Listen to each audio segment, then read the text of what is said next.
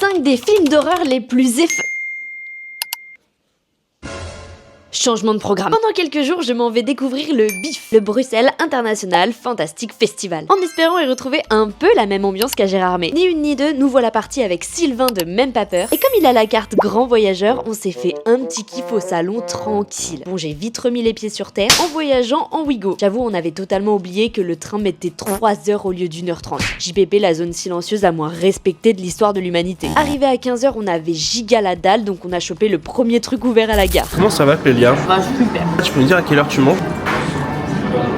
Il est 15h40. Let's go métro et on est passé devant l'expo Pixar que je vois absolument partout sur TikTok MDR. Je peux vous dire que c'est pas vraiment l'ambiance Pixar qu'on s'amène nous. On loge au Ibis, au moins on est à 30 minutes à pied du festival. Et alors vous savez pas la meilleure, ma chambre c'est exactement la même que la chambre Ibis que j'avais en travaillant sur The Grey Man. J'ai fait un retour vers le passé sévère. C'est parti, on s'en va découvrir le BIF. Nous voilà sur le lieu du festival. Déjà première impression, c'est grand mais tout est au même endroit et ça c'est super pratique. Il y a des food trucks, une entrée sympa, mais vous êtes pas prêts pour la suite. On est allé récupérer nos petites accréditations presse et nos billets du jour avant de faire un tour dans l'espace principal et franchement là-dessus y a rien à dire, c'est immersif, il y a plein d'endroits pour se poser tranquille, faire du flipper et puis Anouk de la chambre froide nous a rejoint. Let's go pour le premier film The Home. En gros c'est l'histoire d'un mec qui laisse sa mère âgée dans une maison de retraite, mais ça part un peu en couille. Petite pause après les films, ici on paie en jetons. Je sais pas trop quoi en penser, c'était à la fois pas mal mais ça explorait énormément de sujets différents sans trop guider le spectateur. Étant donné que c'est le premier, je pense que je suis aussi assez indulgente. On verra si celui de ce soir est meilleur. C'était long à démarrer, je suis resté sur ma faim. Il a un petit peu subi ton.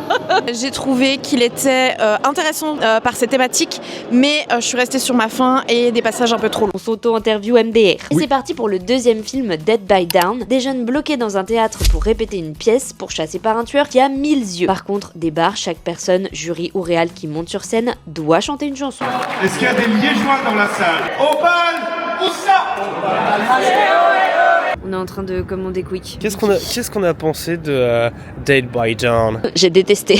Déjà, je suis pas hyper fan du mode slasher dans la vie. Mais alors là, en plus, à un moment, ils ont rajouté de la religion. Les deux trucs qui m'énervent en fait dans les films d'horreur. Les deux trucs que je trouve trop faciles. C'est bon, on a défoncé le quick. À demain.